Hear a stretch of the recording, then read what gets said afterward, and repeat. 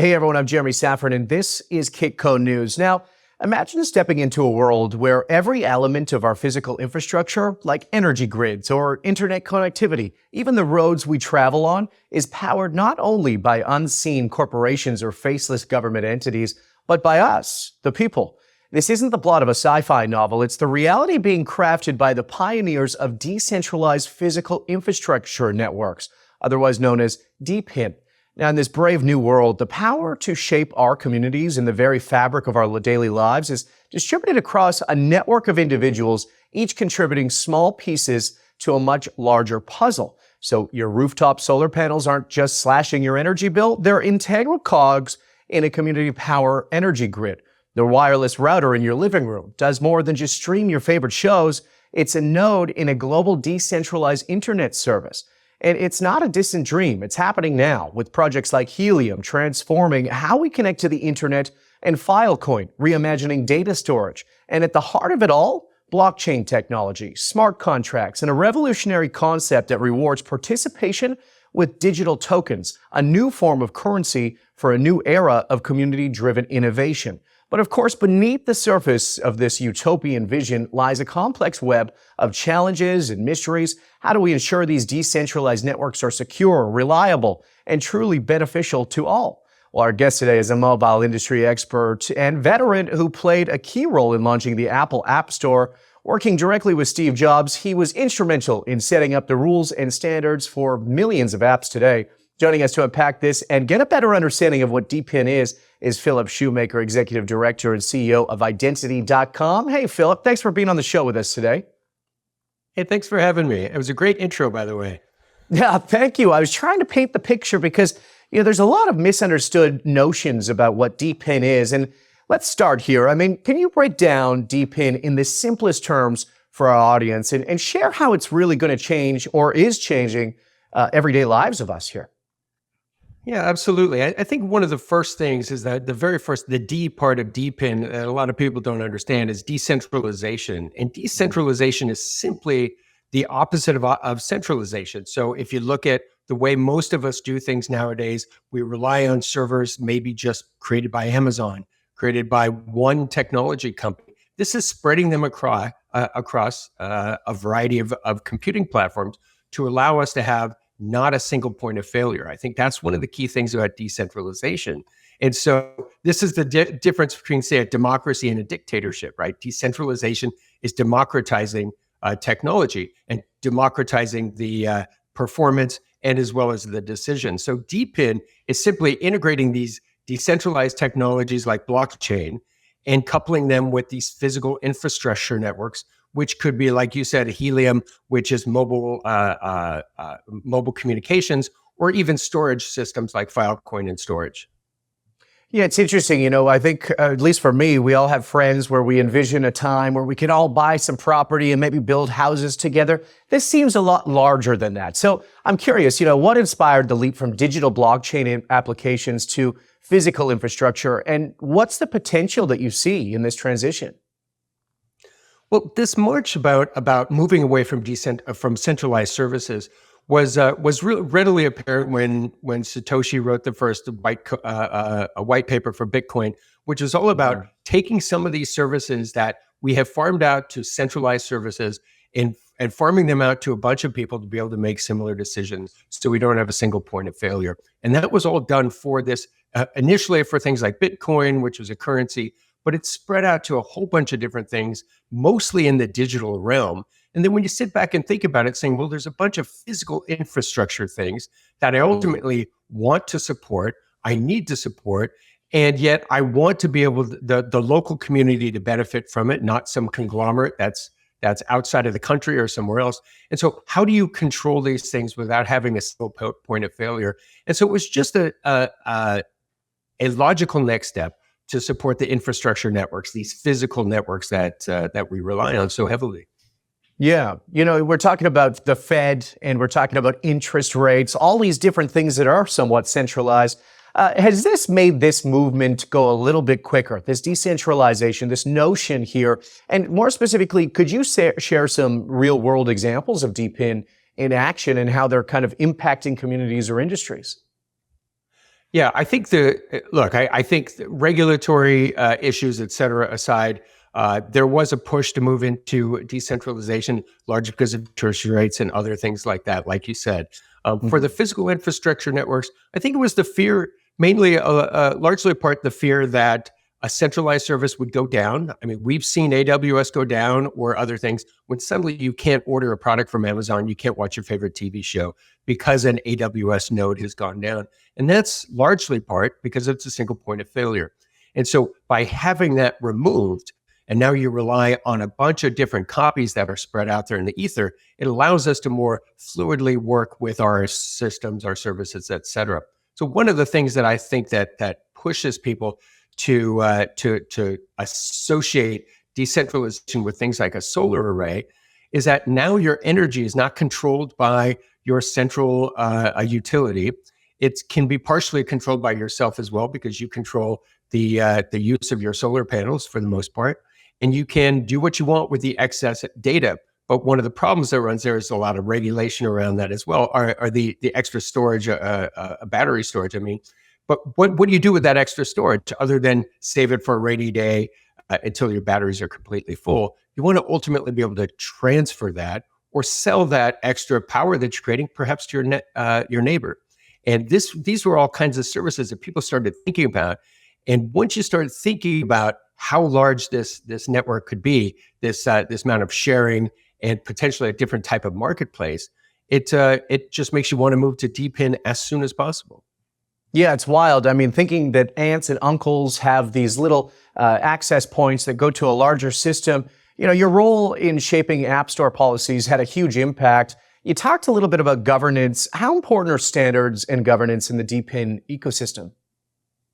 Well, I think it's critical. First of all, there's laws that ultimately need to change. The standards are important, and that's why we create things called these distributed or decentralized autonomous organizations. These organizations that are not dictated by one person or one company, but they're the standards that are created by the community at large. And that's kind of what we want. That's what the Constitution ultimately was as well, right? And it's something that we all commit to and work to help make the world a better place, or the U.S. a better place. And in this case, we want to distribute this. We want a decentralized authority, so communities can ultimately make their own decisions. In this case, I think one of the interesting things is that regulations need to change, because right now I can store as much solar panel. I live in California, and I can store as much solar power that the sun generates and my panels generate. I can store that in my batteries that are in my garage, but I'll ultimately just be running over capacity. What do I do to that extra power? I'd love to ultimately sell it to my neighbor who might not have solar panels. And right now, in many locations, that is not allowed. It's illegal by many locations, and that's kind of type of regulations we ultimately need to change to make this more sought after and ultimately more ingrained in what we do on a daily basis. Now, what do you think those biggest hurdles are? I mean, in order to make that change happen, in order to make this not illegal, and then let's roll back a little bit. So say I'm providing internet service as part of a node. I'm getting a token then as payment, and then we can use that token obviously for fiat. Yeah, I think that's a really interesting point, is the way that how do these companies make money doing decentralization, right? You don't necessarily have to be a company to do decentralization. Obviously, you can be a bunch of individuals that are supporting a larger cause, but those individuals ultimately want to get paid, right? They're sharing some of their data, they're sharing some of their bandwidth, whatever it is, they ultimately want to get paid. And so what a lot of these companies do, like Render, for example, Render is a image rendering or a computing. It's basically rents out GPU space that allows you to do rendering or AI modeling, these really compute intensive things. You want that individual who's renting time on their PC, on their Mac, you want them to be able to make some money by renting that time. So people buy something called the render token, and you buy that token and you pay people using that token as a form of gratitude, as a form of payment to say that, okay, you rendered 20 images for me, and here's the fee that I owe you. And you do that typically in these tokens. But look, I think one of the issues with widespread adoption is crypto in general, right? First of all, cryptocurrency is frowned upon by many people. It is overly regulated in many areas. And look, not without cause, not without reason. There have been some big scams. There have been companies like FTX that have done some bad things. And we've prosecuted, right? The government has prosecuted those folks. And so we're trying to weed out the bad actors. We saw this in the App Store as well, where there's money to be made. Bad actors come along to start taking advantage of it. But the bottom line is you need to ultimately get a wallet, and the user experience there is pretty disheartening as well, because it is not an easy ordeal to get a cryptocurrency wallet, to understand what the private key is, the public key. There's a lot of things there. So what some of these companies are doing is they allow you to pay with fiat. Just pay with your credit card, pay as you go, and then they'll do the conversion to the token behind the scenes, send it to the person that's providing you the services, and that makes life a lot easier for all of us. And I believe that's the direction that most people are going to go. You don't need to know how the sausage is being made behind the scenes, technically. You just want to pay for your services and be gone. Yeah, and it's so interesting. I mean, we've seen the adoption of Bitcoin obviously skyrocket with the approvals of the spot Bitcoin ETFs. It seems as though this isn't going anywhere. I mean, we've been talking about that for a while. I'm curious, though, from your perspective, what's the most exciting DePIN application that you've seen, and what makes it stand out? Yeah, for me, it was initially Render, right? It was Render and companies like Filecoin and storage. So Render is all about renting computer power from individuals across the network. Storage and Filecoin is about renting data storage locations. Rather than tying it to one point of failure like AWS or iCloud, you can actually store it on a variety of machines throughout the world that they don't get access to. Don't get me wrong here. When you store something on somebody's server, they don't have access to your data. It's all encrypted. It's heavily encrypted. They can't get access to it. And so to me, those were some of the initial use cases that I thought were phenomenal, because finally my data can be stored in a way that there's no single point of failure. I've come to realize recently that it's more about this energy transfer. To me, imagine if you could get a lot of data storage, a lot of energy storage from your solar panels, that you live in Las Vegas or someplace like that where you have massive solar panels and you're able to accumulate a lot of extra power. What if you could donate that to a village in Africa, right? Just donate donate the power to them. And through these credits that you're getting by donating your power, they'll be able to power their village for a year or so. And to me, that is what's really compelling about it, is the using DePIN to handle things like solar arrays and energy transfer. Yeah, it's fascinating. I mean, you talked about Amazon Cloud Services, obviously. When we talk about that, how much do these corporations hate the idea of DePIN, or are they embracing it and starting to come up with some new ideas? Well, I think there was initial anger towards it. They didn't like it. They thought it was untrustworthy. They thought that there's security concerns because your data is going through these channels, through this bandwidth that people could be sniffing, et cetera. Mm-hmm. But I think we're working those out, right? Working out those problems. We're ensuring that the highest cryptographic standards are being used for the data that's transferring through networks like Helium and storage and Filecoin, and we're trying to eliminate those causes of concern. But there are a bunch of issues that people have with regards to this, including bandwidth issues, scaling the blockchain systems to be able to handle so much data. But companies like, as we see, Google has embraced this. Amazon seems to have embraced it as well. So the big companies are going to be offering their ability to be one of the nodes. They won't be the place to go. They'll be one of the many nodes, but maybe the most reliable node. Yeah. And obviously a little bit of an example of the future as well. Given what we just talked about, what should investors or enthusiasts look for when assessing the viability of a DePIN project? Yeah, I think for me, it's always about, look, you invest in what you know, right? So look at technologies that you can understand. There's a lot of DePIN out there right now that it takes me a while to get my head wrapped around to understand what they're trying to do. And the first key thing is to don't get pulled into any schemes that just don't make sense to you, because it's important to look at these DePIN companies as an investor and figure out if what they're doing is making sense. Companies like, to me, the technologies like Render and Filecoin and Helium, they all make sense. When I look at something like Silencio that's doing this noise pollution analysis, that's also very interesting. The question is, where does the data ultimately get used, and how is that impactful for an investor? These are kind of questions you have to ask yourself. So really understand the technology before diving in. Yeah, and some of these tokens, like you said, I mean, they're a little bit volatile, but we're seeing huge returns, especially right now, as obviously Bitcoin and Ethereum are on the rise. Is there any specific sectors or types of project that they should keep an eye on here? Yeah, to me, it's all computing power right now. That is some of the most interesting use cases. They are the ones that are the strongest from the gate. Moving forward, as they tie into more physical external hardware like solar panels, solar arrays, et cetera, it will be interesting if you want to jump into those for the long haul. Don't expect fast returns. Don't expect it will be completely volatile, radical highs and radical lows.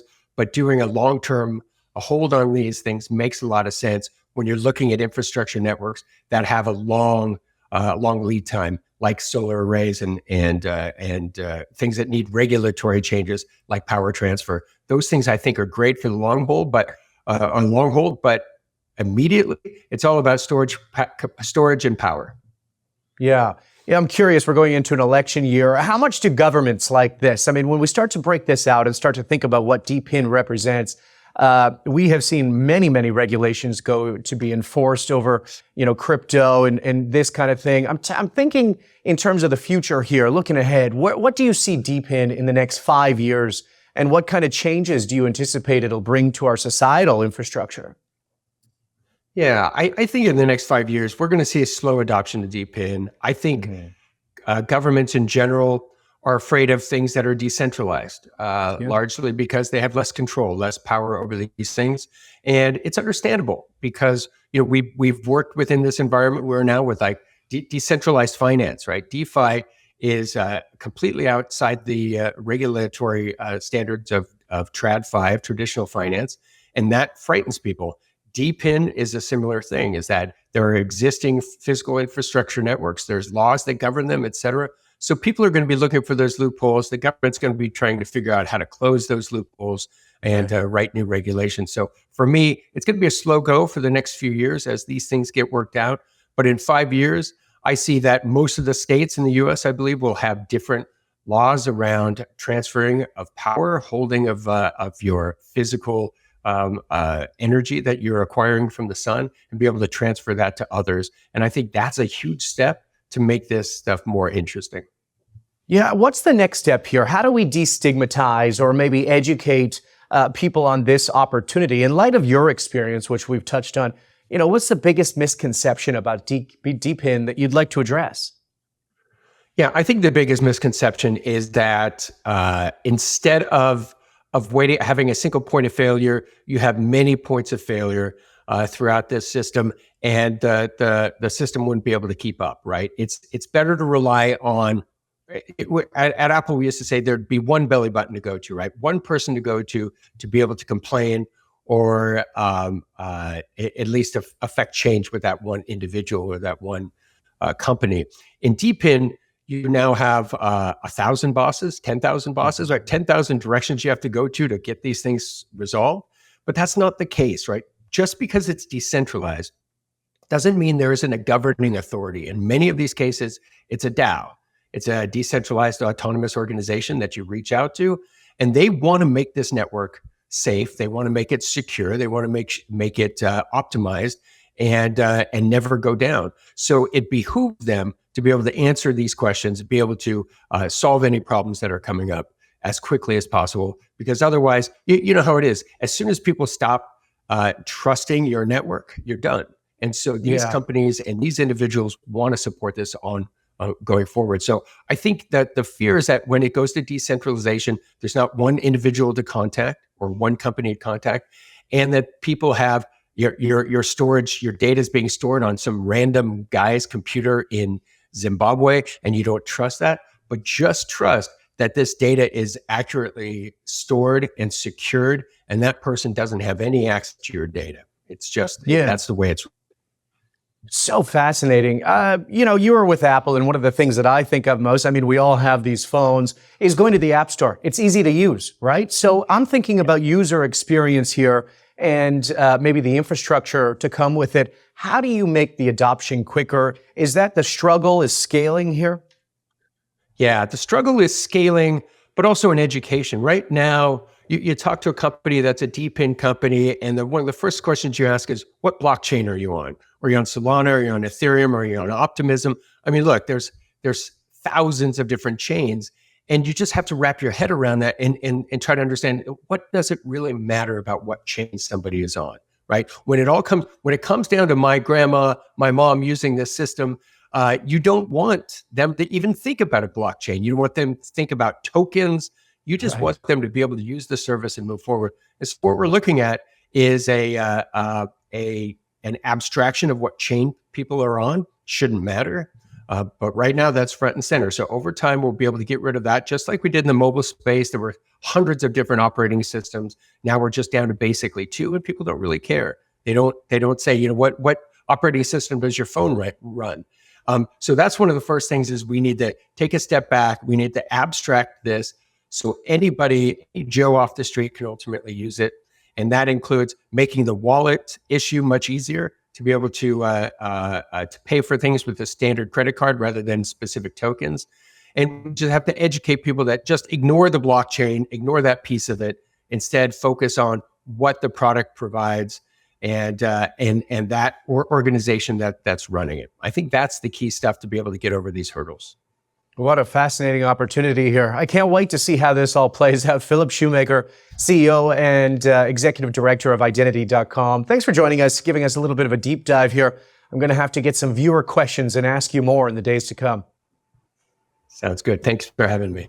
Thanks, Philip. And thank you for tuning in. I'm Jeremy Szafron. Don't forget to subscribe to our YouTube channel to find out more, and visit Kitco.com for the latest. We'll see you next time.